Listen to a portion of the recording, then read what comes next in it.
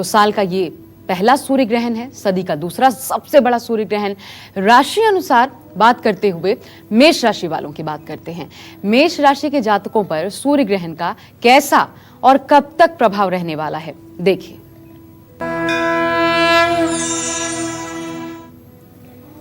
मेष राशि से तीसरे भाव यानी पराक्रम स्थान में लगने वाला ये सूर्य ग्रहण आपके लिए मिला जुला साबित होगा। एक तरफ आपकी आर्थिक स्थिति मजबूत होगी क्योंकि तीसरे भाव का सूर्य अच्छा होता है, तीसरे भाव का राहु अच्छा होता है। कारोबार में उन्नति होगी, आपका साहस, आपका शौर्य और आपके द्वारा लिए गए फैसले सफलता दिलाएंगे। लेकिन सूर्य ग्रहण के अशुभ प्रभाव से मेष राशि के जातकों का अपने परिवार के किसी बड़े सदस्य या बड़े भाई से मतभेद हो सकता है। ग्रहण के प्रभाव से आने वाले 6 महीनों तक मेष राशि के जातक बहुत ज़्यादा व्यस्त रहेंगे। काम में रुकावटें तो आएंगी, लेकिन आप मेहनत और सूझबूझ के साथ जो भी निर्णय लेंगे उससे आपको सफलता मिलेगी। आज किसी भी तरह का नया काम या नई यात्रा करने से बिल्कुल आप रुक जाइए, बच जाइए। मेष राशि के जातक ग्रहण के बाद और ग्रहण के समय में पूरे ग्रहण काल में हनुमान जी की उपासना करें। आप अगर पूरे ग्रहण काल में 10:20 से 1:49 तक हनुमान जी का अपने हृदय में ध्यान करके, राम दरबार का अपने चित्त में ध्यान करके, यदि आप ओम हंग हनुमताय नमः इस मंत्र का जप करते हैं या हनुमान चालीसा के 100 पाठ करते हैं, तो आप विश्वास करिए वीरवर हनुमान की सदैव कृपा आपके सर पर रहेगी और उस आशीर्वाद के परिणाम स्वरूप आपको इस संसार में कहीं कुछ भी असंभव नहीं दिखाई देगा। इसलिए आज ये सिद्धि का समय है, आज ये मंत्र सिद्ध करने का समय है। आप लग जाइए और 10:20 से 1:49 तक पूर्व दिशा में मुंह करके एक दिया जला करके आप निसंदेह हनुमान जी की उपासना करें। जी हाँ, ग्रहण के बारे में यही कहा जाता है कि भले इसका दुष्प्रभाव हो, जो सबसे अच्छी बात होती है कि इस दौरान मंत्र सिद्धियां प्राप्त हो सकती है। पंडित जी से इस बारे में भी विस्तार से आगे हम बातचीत करेंगे, लेकिन जैसा कि इससे पहले भी मैंने आपको बताया कि जब पिछले साल 26 दिसंबर 2019 को ग्रहण पड़ा था, कुछ एक्सपर्ट्स का ये मानना है कि पिछले साल तभी दिसंबर में सूर्य ग्रहण से कोरोना वायरस महामारी की शुरुआत हुई थी। इस सूर्य ग्रहण से कोरोना का खतरनाक असर अब कम होना शुरू हो सकता है, लेकिन क्या आपको ज्योतिषीय नजरिए से भी समझना है? पंडित जी, क्या वाकई आपको भी ज्योतिष के नजरिए से ऐसा होता दिखाई पड़ रहा है? बिल्कुल दिखाई दे रहा है। देखिए, उसके पीछे सिर्फ सूर्य ग्रहण कारण नहीं है, सूर्य ग्रहण भी एक कारण है, लेकिन उसके पीछे जो दूसरा कारण समझ में आ रहा है वो ये है कि बृहस्पति अपने 5 अंश तक अपने नीचांशक में रहता है, मकर राशि में। और जब से बृहस्पति गोचर में आया है नीचांशक में, तब से कोरोना काल का जन्म हुआ है, क्योंकि प्लूटो यम ग्रह उसके साथ रहा है। ठीक है।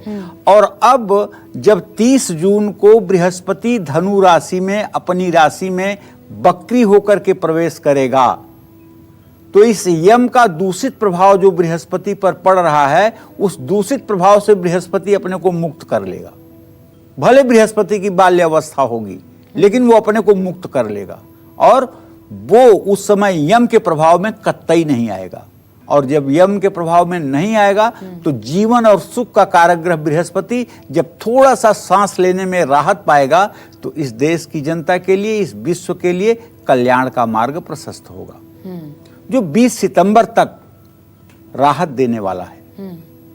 उसके बाद फिर बृहस्पति जब गोचर करके अतिचारी होकर के मकर राशि में जाएगा और 5 अप्रैल तक मकर राशि में गोचर करेगा, तब तक आशा फिर इस महामारी का और फिर विश्व में उपद्रव का तांडव शुरू होगा। ऐसा हमारी वाराही संहिता कहती है, ऐसा हमारा ज्योतिष शास्त्र कहता है। और इस ग्रहण से लेकर के अगले ग्रहण तक 24 दिसंबर तक, जहां हमें थोड़ी सी इस महामारी से राहत मिलती हुई दिखाई देगी, वहीं हमें अपने पड़ोसी सीमाओं पर उथल पुथल भी दिखाई देगी। तो सूर्य ग्रहण के दौरान आपको राहत भी मिलेगी लेकिन सतर्क भी रहना है। तो यानी ग्राफ ये रहने वाला है कि अभी हम पैरेलली जा रहे हैं पंडित जी, फिर नीचे जाएगा लेकिन फिर ये ऊपर जा सकता है, और इसलिए 6 महीने तक इसका प्रभाव माना जा रहा है, और इसलिए भी आपको सतर्क रहना जरूरी है, और इसलिए राशि अनुसार आपके लिए उपाय लेकर पंडित जी आज हमारे साथ मौजूद हैं। लेकिन सूर्य ग्रहण के दौरान किन मंत्रों का जाप दिलाएगा आपको महालाभ, साथ ही सूर्य ग्रहण के बाद किन चीजों का दान पूरी करेगा आपकी हर मनोकामना, ये सब आपको बताएंगे पंडित जी। अब से कुछ ही देर बाद लगने वाला है साल का पहला सूर्य ग्रहण और सदी का दूसरा सबसे बड़ा सूर्य ग्रहण। ऐसे में सूर्य ग्रहण के दौरान आपको क्या करना है, क्या नहीं करना है, ये पंडित जी आपको विस्तार से बताएंगे। तो सबसे पहले अब यही जानने की कोशिश करते हैं पंडित जी, सूर्य ग्रहण के दौरान सबसे बड़ा जो प्रश्न होता है मन में, क्या करें क्या ना करें, 10:20 से लेकर 1:59 तक क्या करें क्या 49 तक क्या करें क्या ना करें। सूर्य ग्रहण प्रारंभ होने के पूर्व स्नान कर लें। स्नान करके एक आसन ऐसा बिछाएं जो न बहुत ऊंचा हो न बहुत नीचा हो और बैठने में आरामदायक हो। पूर्व दिशा में मुंह करके आसन लगाकर बैठ जाएं और भगवान श्री हरि विष्णु का मन में ध्यान करें। सूर्य ग्रहण के दौरान गायत्री मंत्र का पहले जप करें, भगवान श्री हरि विष्णु के नारायण मंत्र का जप करें, ओम नमो भगवते वासुदेवाय। इसके बाद जो आपने गुरु मंत्र प्राप्त किया है अपने गुरुदेव से, उस मंत्र की जो दीक्षा हुई है उस मंत्र का जप करें। उसके बाद सूर्य के मंत्र का, ओमा कृष्णेन रजसा वर्तमानो निवेशयन्नमृतं मृतं च हिरण्येन सविता रथेन देवो याति भुवनानि पश्यन्, या ओम घृणी सूर्याय नमः, या ओम जपा कुसुम संकासम काश्यपेयम महाद्युतिम तमो अरिम सर्वपापघ्नम प्रणतोष्मि दिवाकरः सूर्याय नमः। तो ग्रहण के समय संयम रख करके जप ध्यान करने से कई गुना फल की प्राप्ति होती है, क्योंकि इसी ग्रहण काल में सुषुम्ना नाड़ी का प्रवाह चलेगा और आप समाधि में जाएंगे।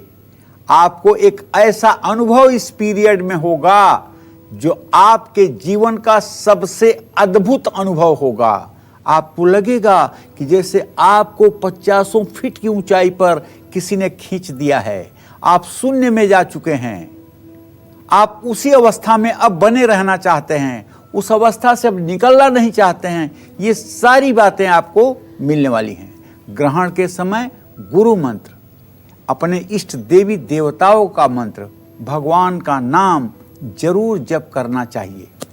ग्रहण में 3 प्रहर 9 घंटे पहले, 12 घंटे पहले, चंद्र ग्रहण में 9 घंटे पहले, सूर्य ग्रहण में 12 घंटे पहले सूतक लग जाता है, जिसमें भोजन जलपान नहीं करना चाहिए। लेकिन बूढ़ों के लिए, वृद्ध लोगों के लिए, बालकों के लिए और रोगियों के लिए ये 1.5 प्रहर यानी 4.5 घंटे पहले तक खा सकते हैं। और मैं तो यहाँ तक बताऊं कि निर्णय सिंधु में लिखा गया है कि वृद्ध, बालक, रोगी, ये तीनों ग्रहण काल हो या कोई भी परिस्थिति हो, दवा का सेवन हो या औषधीय सेवन हो या कोई भोज्य पदार्थ का सेवन हो, ये अपने स्वास्थ्य के अनुसार ग्रहण कर सकते हैं, इनको कोई दोष नहीं लगता है। ग्रहण वेद के पहले दिन पदार्थों में कुसा या तुलसी की पत्तियां डाल दी जानी चाहिए। सूतक से पहले वो पदार्थ दूषित नहीं होता जहां कुसा या तुलसी डाली जाती है। और अगर तुलसी और कुसा दोनों नहीं मिल रही है तो आप सफ़ेद या काले तिल उन सभी जगह पर 2-2 दाने डाल सकते हैं जहां आपने कोई सामान रखा है, चाहे वो अचार हो, चाहे वो मुरब्बा हो, चाहे वो दही दूध की बनी हुई कोई वस्तु हो। इस तरह से आप काले तिल या सफ़ेद तिल भी डाल करके उसको शुद्ध रख सकते हैं। ग्रहण के समय बना हुआ जो भोजन है उसका सेवन कदापि नहीं करना चाहिए, क्योंकि सूर्य की जो नकारात्मक ऊर्जा उस भोजन में प्रवेश की है, वो भोजन अगर आप करेंगे तो आप बीमार हो जाएंगे, कोई रोक नहीं सकता है। लेकिन ये नियम वृद्ध, बालक और रोगियों के ऊपर लागू नहीं होता है। ग्रहण वेद के प्रारंभ में तिल या कुश मिश्रित जल का उपयोग भी आप कर सकते हैं। ग्रहण के स्पर्श के समय स्नान, मध्य के समय हवन, देवपूजन और श्राद्ध, ग्रहण के अंत में वस्त्र सहित स्नान करना चाहिए। स्त्रियां सिर धोएं, बिना भी स्नान कर सकती हैं। ग्रहण काल में स्पर्श किए हुए कपड़े की शुद्धि हेतु बाद में उसे धो देना चाहिए। ग्रहण के समय गाय को घास, पक्षियों को अन्न, जरूरतमंदों को वस्त्र दान करने से कई गुना पुण्य की प्राप्ति होती है। ग्रहण के दिन पत्ते, तिनके, लकड़ी, फूल न तोड़ना चाहिए, न कैंची या चाकू से कोई चीज काटनी चाहिए। बाल और कपड़े भी ग्रहण के दिन नहीं निचोड़ने चाहिए। ग्रहण के समय ताला खोलना, सो जाना, मल मूत्र का त्याग करना, भोजन करना, ये स्वस्थ व्यक्ति के लिए निषेध माना गया है। स्वस्थ व्यक्ति के लिए निषेध माना गया है, रोक माना गया है। ग्रहण के समय कोई भी शुभ या नया काम आप शुरू ना करें। वेद व्यास जी के अनुसार सामान्य दिन में चंद्र ग्रहण में किया, सामान्य दिन की अपेक्षा, रोज की अपेक्षा चंद्र ग्रहण में किया हुआ जप और ध्यान और दान 1,00,000 गुना ज्यादा पुण्यदायी होता है। लेकिन सामान्य दिनों की अपेक्षा सूर्य ग्रहण में अगर जप किया जाए, दान किया जाए, तो ये कितना 10,00,000 गुना फलदायी होता है। माने चंद्र ग्रहण से 10 गुना ज्यादा फलदायी होता है। गंगा जल अगर पास में है तो चंद्र ग्रहण में 1 करोड़ गुना और सूर्य ग्रहण में 10 करोड़ गुना फल की प्राप्ति होती है। इसीलिए तो मैं अपने दर्शकों से कहता हूं कि आप कोशिश करिए कि आपके घर में गंगा, गाय, गीता, तुलसी, शालिग्राम की शिला जरूर हो। अगर इतनी सब चीजें आपके घर में मौजूद रहेंगी तो रिद्धि सिद्धि भी आपके साथ रहेगी। और महज 1.25 घंटे का वक्त अब बचा रह गया है। 10:20 से शुरुआत होगी इस ग्रहण काल की। तो आइए जल्दी से एक बार फिर बता देते हैं आप वृषभ राशि वालों पर सूर्य ग्रहण का कैसा प्रभाव पड़ने वाला है, देखिए विस्तार से। देखिए, वृषभ राशि से दूसरे भाव यानी धन भाव में पड़ने वाला ये सूर्य ग्रहण पारिवारिक कलह और मानसिक अशांति को देगा, क्योंकि द्वितीय भाव कुटुंब भाव होता है, धन का भाव होता है। आने वाले कई महीनों तक वृषभ राशि के जातकों को अपने स्वास्थ्य को लेकर के ध्यान रखना होगा। परिवार में अलगाव की स्थिति ना पैदा हो, विभाजन की स्थिति ना पैदा हो। और सबसे बड़ी बात है कि राहु सूर्य के साथ अगर द्वितीय भाव में है तो आप इन 6 महीनों में किसी को कर्ज देने से बचें या किसी के साथ ऐसा निवेश ना करें जिसमें आपको ये वादा किया जाए कि आपका पैसा 2 गुना कर दिया जाएगा, नहीं तो आप ठगे जाएंगे। कार्य क्षेत्र से अपने काम को निपटाइएगा, विवादों से दूर रहिएगा, क्योंकि ये सूर्य ग्रहण कार्य क्षेत्र में आपकी चुनौतियों को बढ़ा सकता है। पहले से भी ज्यादा आपको अपना काम बहुत सतर्क होकर के करने की आवश्यकता है। ओवर कॉन्फिडेंस में तो बिल्कुल मत आइएगा और काम पूरा करने की कोशिश करिएगा, खुद पर विश्वास रखिएगा और मेहनत करने से पीछे मत हटिएगा। वृषभ राशि के जातकों को आर्थिक चुनौतियों का सामना जरूर करना पड़ेगा, धनहानि भी हो सकती है। इसीलिए तो कह रहा हूं कि कहीं अगर पैसा लगाना है तो बहुत सोच समझ करके लगाइएगा। वृषभ राशि के जातक सूर्य ग्रहण के समय अगर श्री सूक्तम के पाठ अनवरत करते रहें तो मैं कह सकता हूं विश्वास के साथ कि महालक्ष्मी का आंचल आपके ऊपर होगा, उनकी कृपा से आप सराबोर रहेंगे। यह मंत्र आपको सिद्ध हो जाएगा और जब भी आप धन के अधिष्ठात्री महालक्ष्मी का ध्यान करके और श्री सूक्तम से आवाहन करेंगे माता का, तो आपके जीवन में महालक्ष्मी की कृपा वृष्टि होने से कोई रोक नहीं पाएगा। तो आज का ये सुअवसर हाथों से न जाने दें, क्योंकि न ही दरिद्र सम दुख जग माही। धन के अभाव से बड़ा कोई कष्ट संसार में नहीं है, इसलिए आज श्री सूक्तम के पाठ जरूर करिएगा। जी हाँ, 6 महीने तक आपको ये चेतना बनाए रखनी है, क्योंकि 6 महीने तक इस सूर्य ग्रहण का प्रभाव पड़ने वाला है। अब बात जल्दी से मिथुन राशि वालों की, क्या उपाय हैं आपके लिए, देखिए।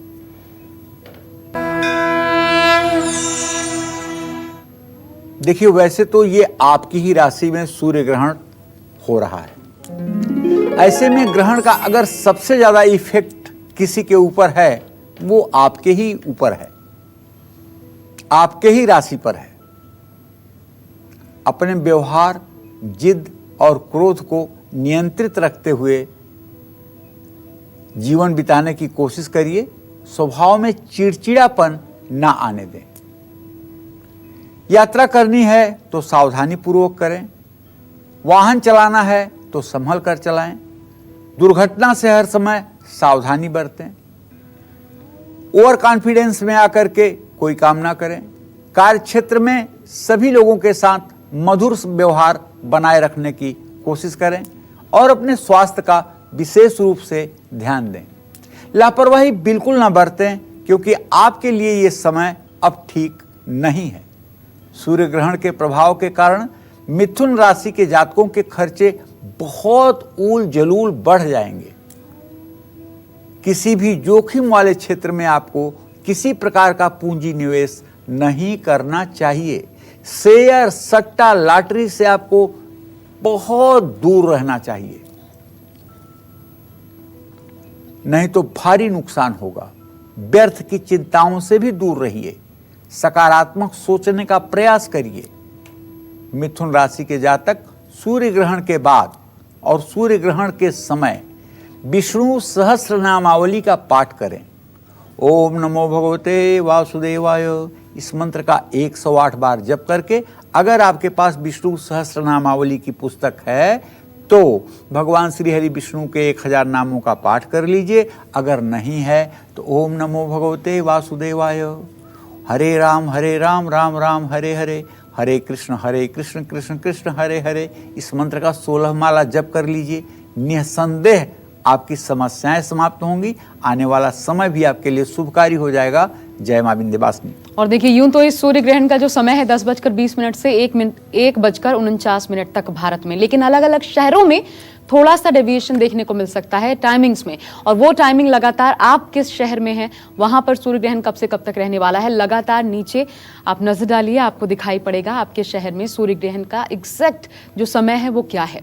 लेकिन ये सूर्य ग्रहण वो खगोलीय घटना है जिसका गवाह हर कोई बनना चाहता है। हम देखना चाहते हैं सूर्य ग्रहण कैसा है, लेकिन इस दौरान कई खतरे हो सकते हैं जो कि आपकी आंखों की रोशनी को खत्म कर सकते हैं। ऐसे में कुछ खास बातों का ध्यान रखने की भी बेहद जरूरत है, जिससे आप ब्रह्मांड में होने वाली इस ऐतिहासिक घटना का हिस्सा तो जरूर बने, लेकिन सावधानियों के साथ।